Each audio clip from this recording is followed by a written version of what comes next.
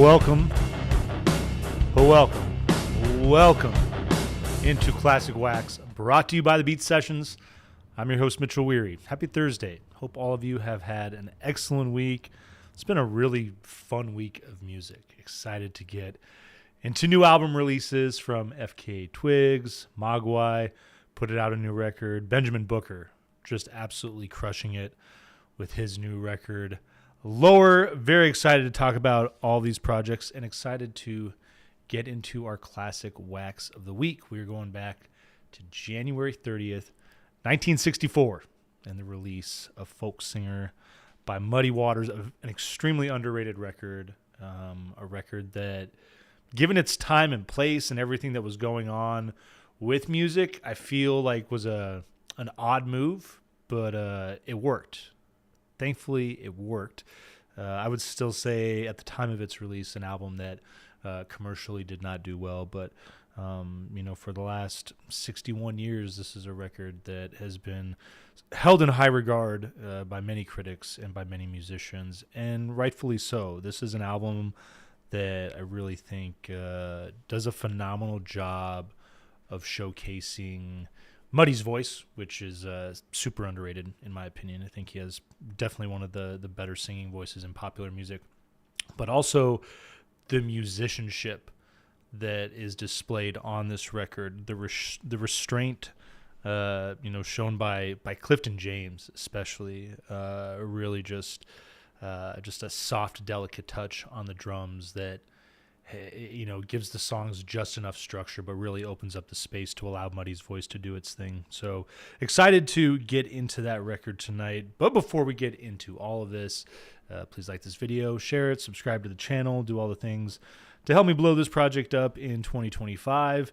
And don't be shy about throwing down your thoughts in the chat. It's always good to see you guys show up and to interact with you. That is the whole point of the live program, is to have some audience involvement. So don't be shy, guys. Jump aboard. And I will say too that if you're familiar to or if you're new to the show, a couple things about it. We are looking at records that are 20 years or older. It's kind of like my arbitrary time frame for what is and is not classic. So we got to go 20 years back, and the album must be released on this day, January 30th. And so here we are, but I want to jump into the weekly wrap-up talking about FKA Twigs and this new record, Eusexua. If you're not familiar with her, if you haven't had a chance to listen to this record, give it a spin. My goodness, just an extraordinary talent. Her voice is exceptional. Speaking of one-of-a-kind singers, this is a woman who has such an incredibly hushed restraint to her voice, and it's so delicate. It almost feels at times like it's going to break. That's how hushed, and that's how the delivery is so unique and so one of a kind, and it gives her music this incredible strength. And so I really enjoyed this new record, her exploration of all things Eurocentric when it comes to dance music. I feel like the influences of techno, house, trance, UK garage, drum and beat, all that stuff is driving the sounds of this record. She talks about that. She talks about filming the reboot for The Crow, which is it's unfortunate that she had to be involved with that, but no one's perfect. We can forgive her for that.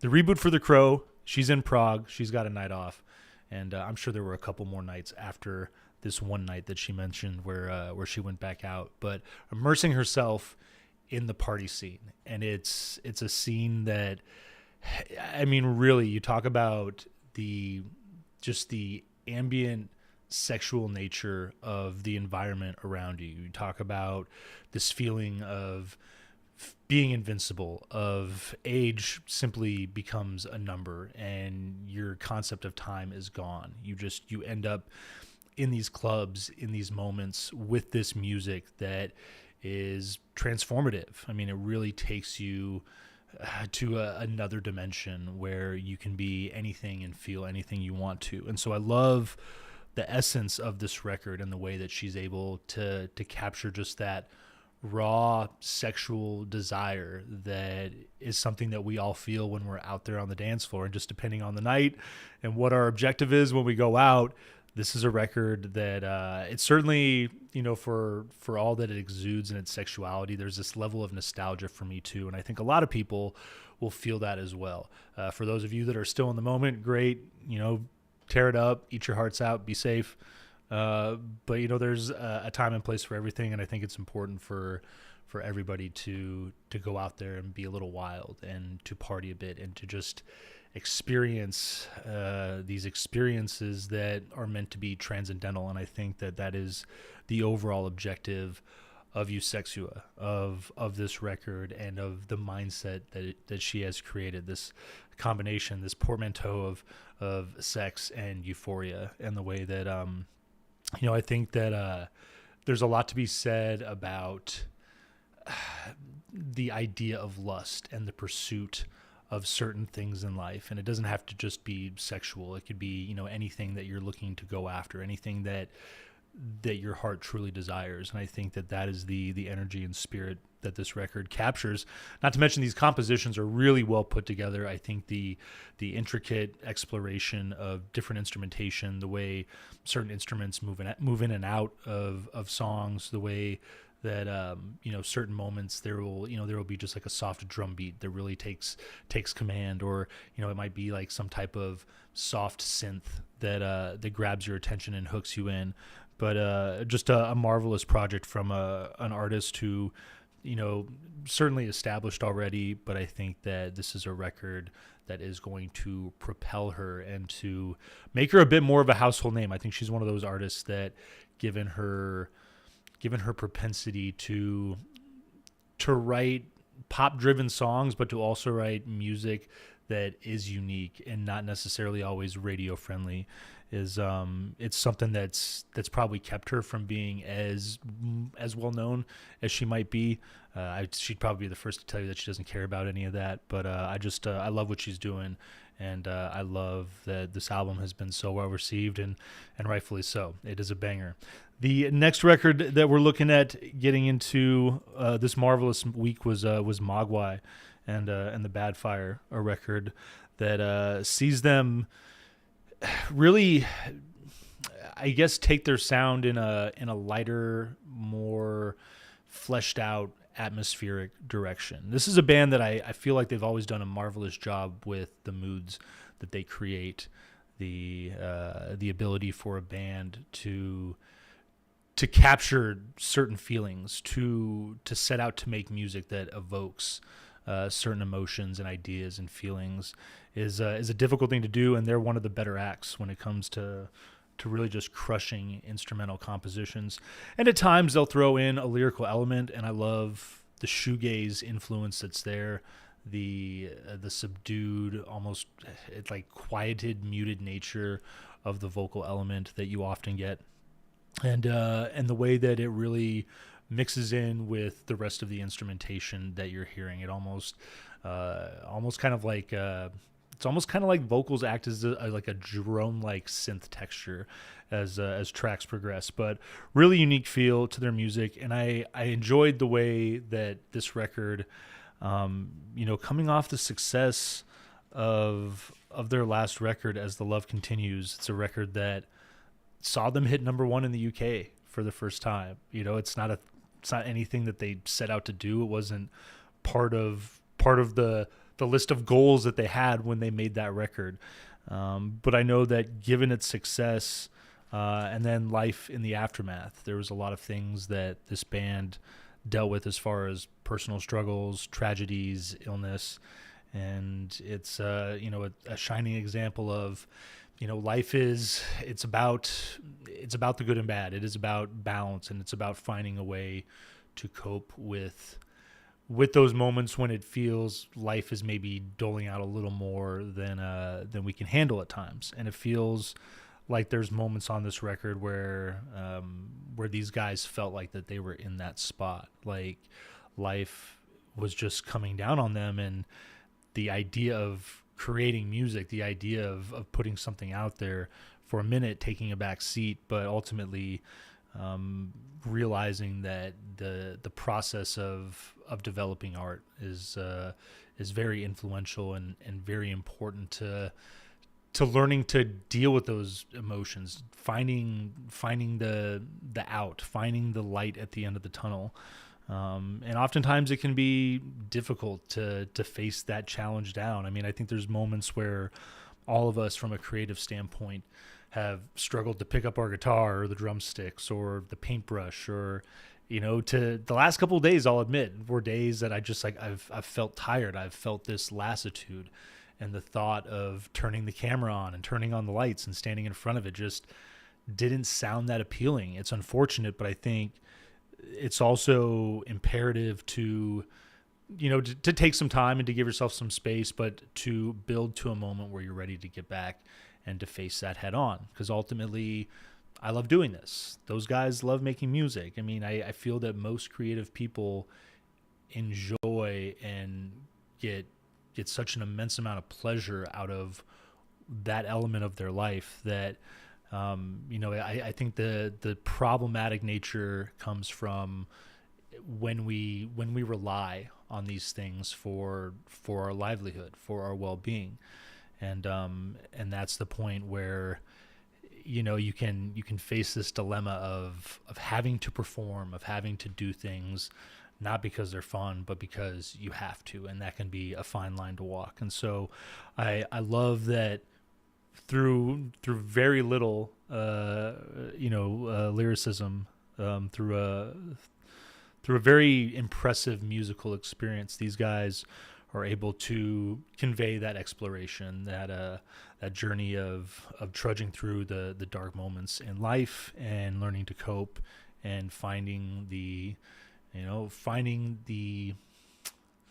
I guess just drawing a blank on the words that I want to use for this, but finding some type of closure with whatever experience it is that you're having, and being able to close that chapter of your book and move forward and write the new one. So Mogwai, if you haven't listened to this record, give this a go. It is a phenomenal one. I don't have a graphic up yet because I haven't dropped the review, but Benjamin Booker, if you guys haven't checked him out, a guy that really is impressive. And I remember hearing about him, before COVID, when he put out Witness it's been 2017. It's been quite some time since we've last heard from him. So I'm really just thrilled to have this record. I'm hoping that it's not another 8 years that we have to wait before we receive another record from him, because I think that aside from writing incredibly powerful music that it's crazy how retro his sound is, the inspiration, the foundation that's there, but how contemporary he feels and how much he's done to create his own unique sound. I would argue that Benjamin Booker is definitely more a combination of I'd say the big foundation is punk rock, and then everything moving around it is soul, neo soul, R&B, rock and roll. Just a marvelous electronic element that's driving this new record, and a record that definitely takes on a dark intensity. There's a passion in this record, and no doubt his lyrics are addressing issues of police brutality, of racism in the country. He's not shy just about opening up and going at it from the opening moment on this record. And so I definitely would recommend giving this record a listen. I will be throwing out an album review here very shortly on that, but I enjoyed the hell out of that project, and I think you guys will also. A guy that has recently, well, I shouldn't say recently, but in the last decade or so, his home base has been New Orleans. And I know that Muddy hails from Mississippi, but that part of the world, the Delta, driving his sound, and then doing something completely different with those Delta origins up in Chicago. Folk Singer by Muddy Waters, released in 1964 on January 30th. It's a really cool record. This is a record that very different from a lot of the stuff that he had done in his catalog up to that point. A guy that was just really well known for this loud, raw, electric blues sound. And here you have a record that is completely taking his style and his sound in a different direction. And at a time in his career when you saw the successive singles sort of fall off. And it's crazy, too, to think that this is, I've seen different numbers, but I'm pretty sure that this is his second proper full-length album. There's some debate about it, appearances on other albums, collaborations, all that different stuff becomes a factor. But, Muddy just comes from a time and place where music was made differently, and it was marketed and put out into the world differently. You had the dominance of singles, the idea of the 45, 77s being a big thing. Just mediums that didn't harbor a lot of space for, to execute the idea of a full-length album. And so, a number of singles through the 50s. An immensely successful artist, and again, a guy who has one of the better voices, I'd say, in popular music in the last century there. But teaming up with Willie Dixon on bass on this thing is also producing the record. Clifton James on the drums, as I mentioned. And then a little-known guitar player by the name of Buddy Guy appears on this record. And it's so raw. And it's so personal, and I think that amongst many of the record's elements are what make it so classic. You have a recording session and a recorded experience that really feels like you're there in the room, sipping on a beer, vibing with these guys, just shooting the shit and having a good time, enjoying life while they jam. And I love that authenticity. I love anytime an artist is able to convey that type of energy in the record experience, the idea of being able to really put the listener there in the studio, in that room where the music was going down, and for them to in some way feel that energy is what makes this album so impressive and so magical. And put it up there with the likes of records like, Nirvana Unplugged in New York. I think of the Alice in Chains Unplugged record. Just any time that an artist that's so well known for being loud, for being in your face, for being kind of shocking. Taylor, what's going on? Welcome in. Yeah, thanks for checking out the clumsy video there. It says, love me some Money, but don't know this album too well. You know what? It'd been a minute since I listened to this record, my friend. I think that give it a go. It's 9 tracks. It's a pretty quick listen at 35 minutes. There's definitely the I believe it was released in 99. Look that up here. But the collection it's like 5 other songs. Yeah, if you get the 99 edition with the bonus tracks, you got The Same Thing, You Can't Lose What You Never Had, My John, The Conqueror Route, Short Dress Woman, and Put Me in Your Layaway. I think the thing with all of these, all of these bonus tracks though, is that they don't really capture the mood that is really just such a solid part of the 9 original compositions. They're great songs, and as singles and just as additional pieces to the record, it's great to have them. They stand alone really well on their own.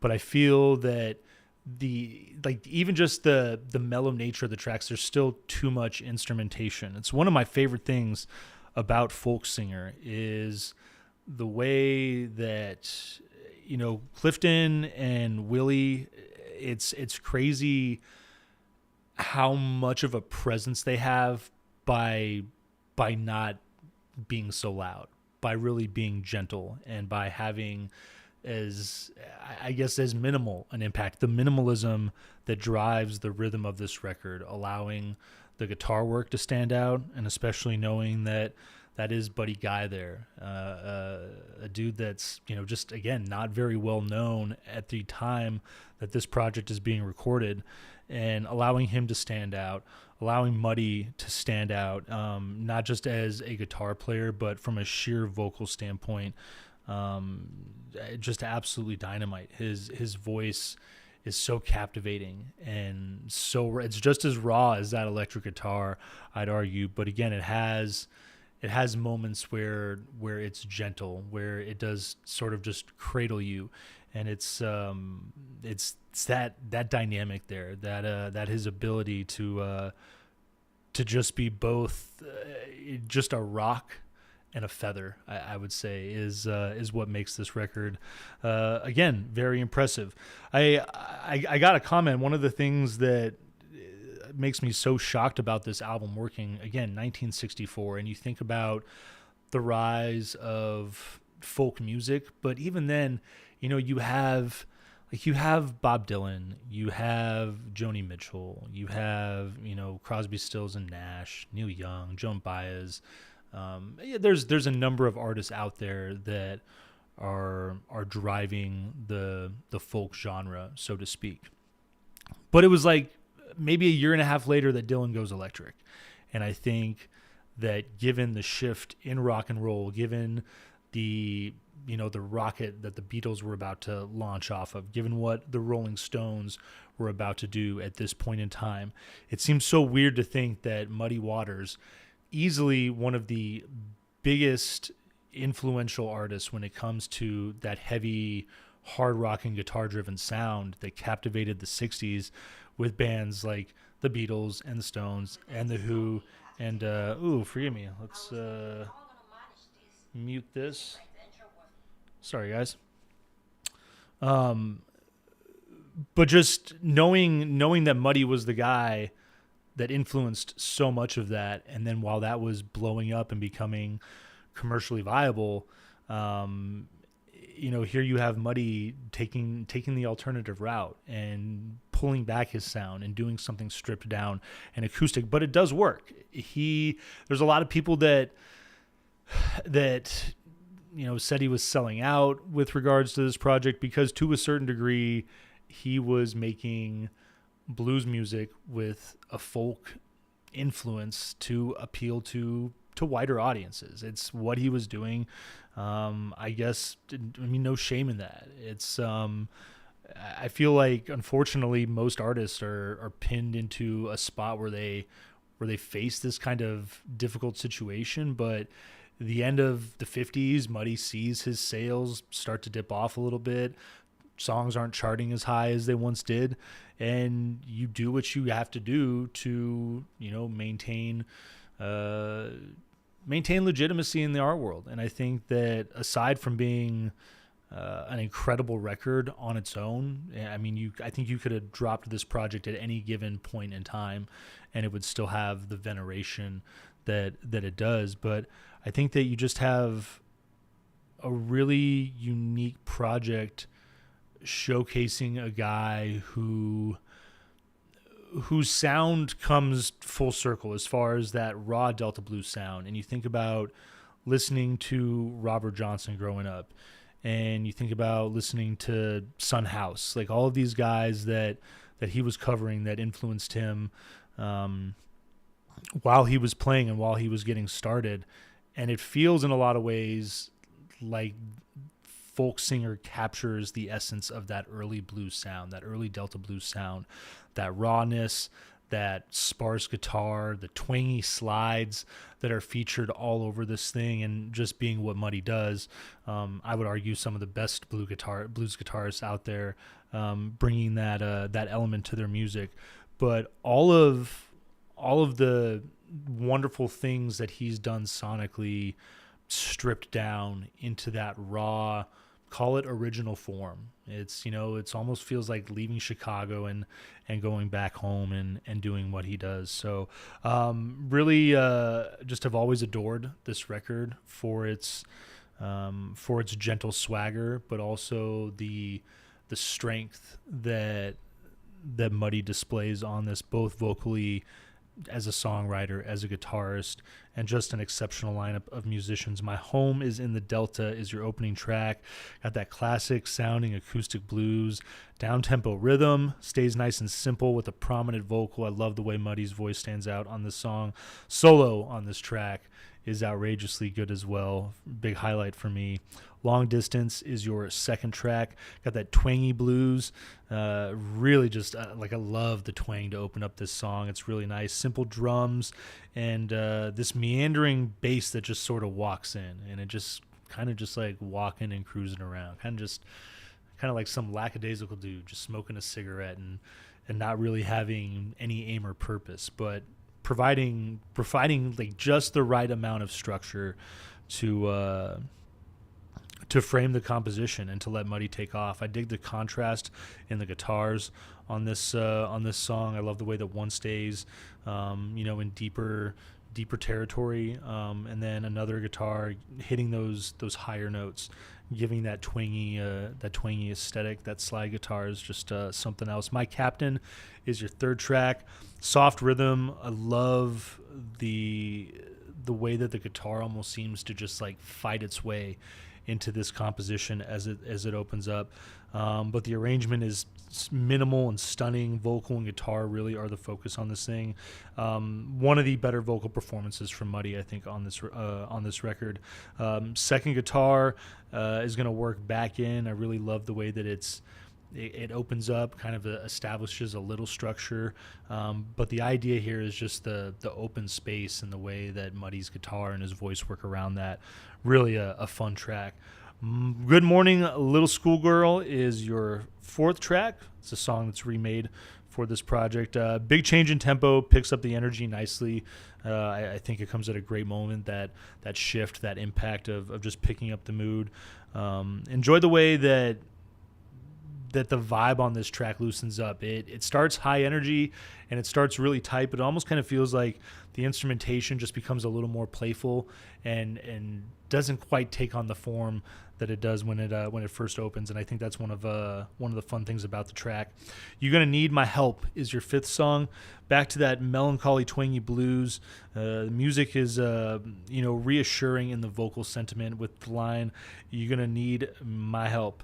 And you get that refrain, you get that repeated idea, and definitely just drives it home. It's a solid track leading into Cold Weather Blues, your sixth song. I love the minimalism of this song. Deeper tone in the guitar is going to open that up.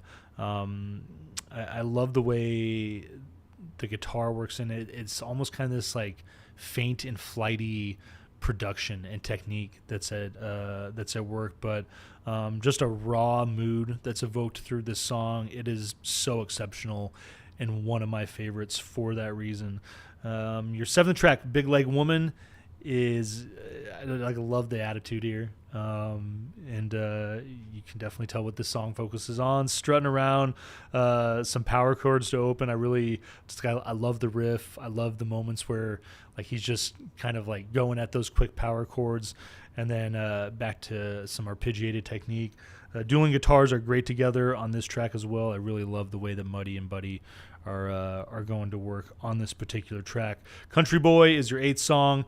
Big twangy lead, deeper rhythm and mellow rhythm on this guitar, but a song that just, as a penultimate track, really opens up. I love just the classic blues feel of this jam, and great guitar work. Once again, leading into Feel Like Going Home, and this is the one track where Muddy is just going solo, doing his own thing, twangy lead to open. It's going to remain minimal, being just him and the vocal, but great sequence where we get a little bit of solo work from Muddy, and I really just enjoy that moment of the song. And I like the way that he closes it out on his own a little bit. I think that in hindsight, pulling together this exceptional group of players, listening to everything that they've done, the delicacy and the care of these compositions, and the attention to detail with regards is, oftentimes, again, the less you do, the more you're doing. And I think that this is one of those records where you're getting just great work from Willie and from Clifton James in that regard. Your guys' album of the week, Little Classic Wax. Take a look at Folk Singer by Muddy Waters. Enjoy that album this week, and check out some of those other records that I talked about if you haven't had a chance. I will get that Benjamin Booker review out as soon as I can. And then stay tuned throughout the week for more album reviews. We got stuff coming from The Weeknd by the looks of it. Looks like, let's see what else we got coming up.